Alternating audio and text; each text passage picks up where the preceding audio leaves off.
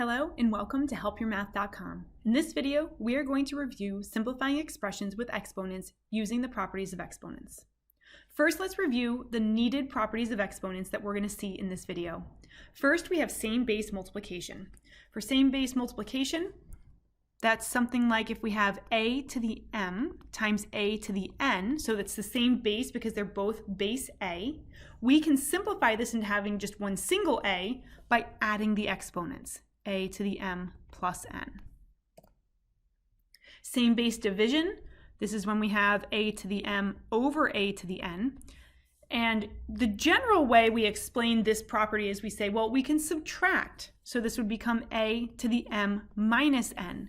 However, when we get a little bit more comfortable with same base division and the problems get a little more sophisticated, the exponent in the numerator might not always be bigger than the exponent in the denominator, which would cause this to have a negative exponent, which we typically don't like. To avoid having an additional negative exponent that we'll then have to deal with later, my suggestion is if the exponent in the denominator is greater, then write it so that the expression ends up in the denominator. So if n is bigger than m, I would write it as 1 over a to the n minus m. This way we don't have to do an additional step. That would just be the final simplified version of that particular base. Power to a power. If we have a to the m raised to the power of n, to simplify this, we would multiply the powers, and this becomes a to the m times n. The distribution property of exponents says if we have two unique bases, so if we have a times b to the m, we distribute the exponent to all unique bases. This would become a to the m times b to the m. And what's really important is that if we do have a coefficient, so if it said 2ab, 2 is its own unique factor, and we would also distribute the exponent to that base 2, and so then we would have 2 to the m times a to the m times b to the m. And the last one is if we have a negative exponent. So a negative exponent, the negative part of it means take the reciprocal. So if we have a to the negative m, it's saying take the reciprocal of this thing. And that would end up being 1 over a to the m. Once you take the reciprocal, you've done the operation that is the negative part of that exponent, and then that would be, we would just have 1 over a to the m from there. For the type of question we're going to see in this video, it's going to be something like numerator over denominator with an exponent on the outside. I'll call that E for exponent. So these are my suggested steps when we have that big, I'm calling it a big exponent, which is really an oxymoron, but the big exponent that's like the overarching, every single thing is being raised to this power. These are my suggested steps.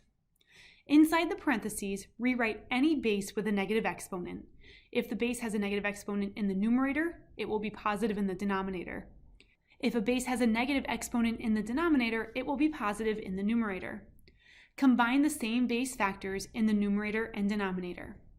Simplify the coefficients, those are the number bases, by dividing out the common factors. Simplify the variable base factors using the same base division property. If the big exponent is negative, now is the time to take the reciprocal of the entire fraction. So if we have n over d, and this is negative b, we're going to rewrite it now as d over n to the positive b. Notice I still haven't distributed the number part of the exponent, but I've taken care of the negative part of the exponent. Now we'll distribute that now positive exponent to every single term inside the parentheses. And then a final answer should have exactly one of each unique base. It should have at most one. If the variable cancels, then we might not see that variable anymore, and that's fine too. But I shouldn't see an x over here and an x over here, or an x in the numerator and an x in the denominator. That means I'm not done simplifying yet. Okay, so here I see we have a big set of parentheses, and then that exponent outside. So first I'm just going to take care of everything inside. I'm going to kind of ignore that minus 4 for right now. So what I'm looking at right now is negative 3x to the negative 2 times y, and this is over 2x to the negative 3, y to the negative 1. So first, anything with a negative exponent, I'm going to switch its location. Negative 3 has a positive exponent. It itself is negative, but its exponent is 1, so it's going to stay in the numerator. X to the negative 2 will move down where it becomes x squared. And then y will stay in the numerator. In the denominator, 2 is happy where it is. It has a positive 1 exponent. X to the negative 3 will move up as x cubed. Y to the negative 1 will move up, where it will become y to the 1, or we can just write y.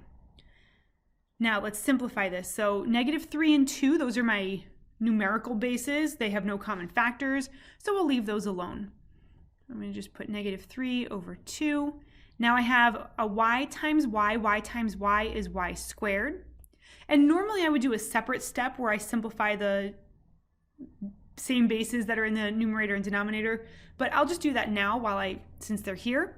I have 3 factors of x in the numerator and 2 in the denominator. That means that 2 will cancel and this will have 1 factor remaining, 1 factor of x that is.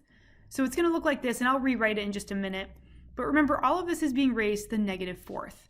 So while what's inside the parentheses is as simplified as humanly possible, now we have to deal with that to the negative 4th.